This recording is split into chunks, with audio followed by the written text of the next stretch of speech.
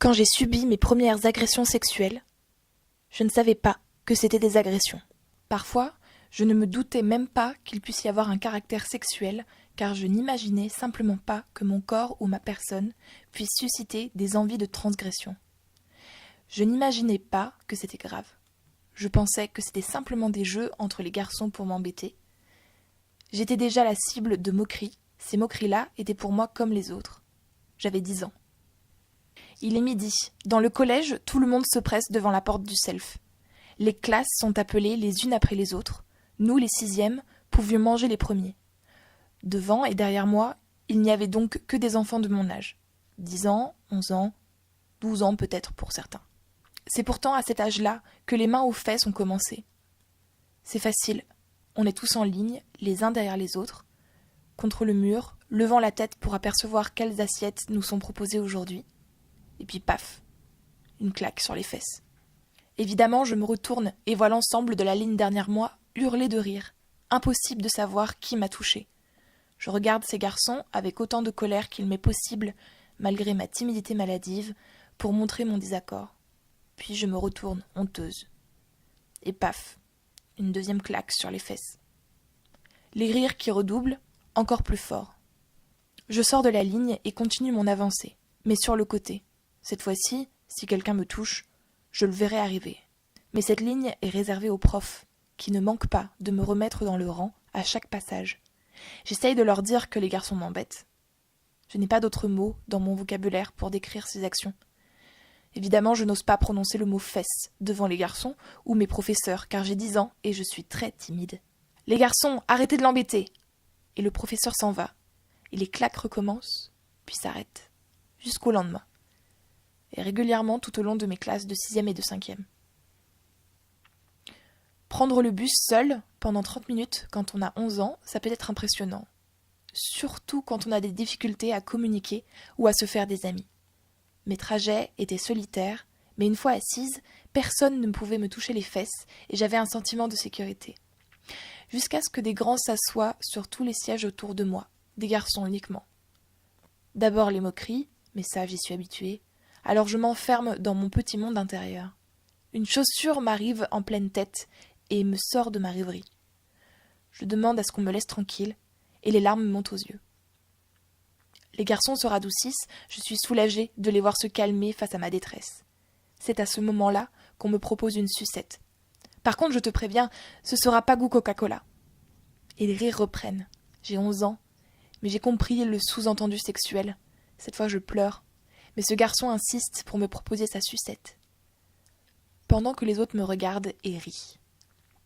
Ils descendront du bus 20 minutes plus tard. C'est long, une agression de 20 minutes. On ferme les yeux, on se recroqueville et on attend en pleurant. En rentrant chez moi ce soir-là, je raconte à ma mère que des garçons m'ont embêté dans le bus, qu'ils m'ont jeté une chaussure à la figure. Je n'ai pas parlé de la sucette, parce que j'ai 11 ans et parce que j'ai honte. J'ai 17 ans, je vais à la fac à Paris. Je n'ai plus peur des garçons, je n'ai pas peur des hommes, je n'ai pas peur de grand-chose, hormis d'avoir des notes en dessous de 15. Je parais un peu plus âgée, ma timidité maladive est soignée, je suis confiante et plutôt diplomate. Quand des mecs m'abordent dans la rue, je sais les recaler avec gentillesse et humour. Mais je n'avais jamais imaginé que je me ferais aborder presque tous les jours, quelle que soit ma tenue. Alors je prends des mesures pour être plus tranquille. Je visse mes écouteurs sur mes oreilles et tourne le volume à fond.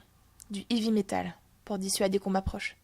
Ça n'arrête pas les hommes et leurs demandes incessantes. Mais la musique me donne un prétexte. Je fais semblant de ne pas entendre leurs sollicitations. Je voudrais juste faire mes trajets de métro en lisant paisiblement. Je voudrais juste qu'on m'ignore. Un autre jour, perdu dans ma lecture, je lève les yeux pour savourer l'instant.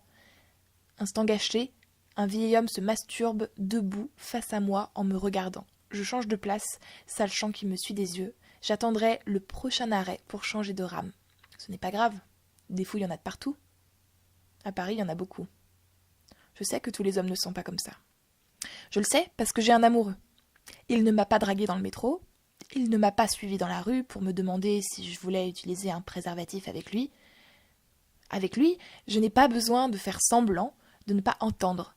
Avec lui, je n'ai pas besoin de faire semblant d'être étrangère. On invente toutes sortes de stratagèmes pour ne pas avoir à justifier à des inconnus qu'on n'a pas envie de leur parler, de les connaître, pour ne pas se faire traiter de connasse, de pétasse, de salope, pour ne pas être agressé à nouveau. Mais mon amoureux, lui, n'est pas comme ça.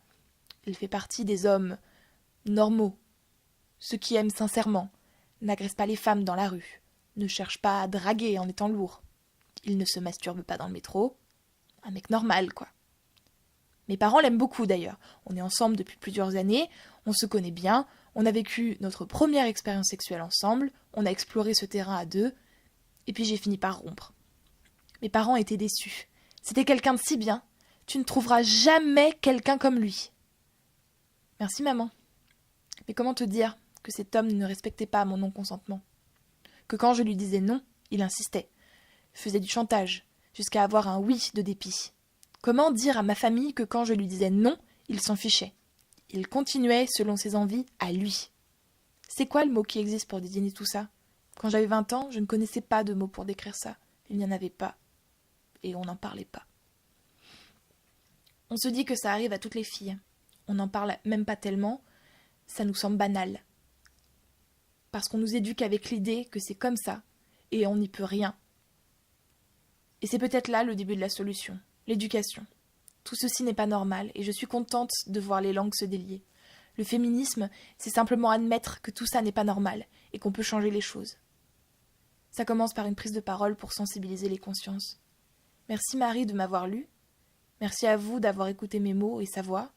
Merci aux filles, aux femmes qui agissent pour changer les choses avec ce merveilleux outil que sont les mots. C'est à vous de parler maintenant.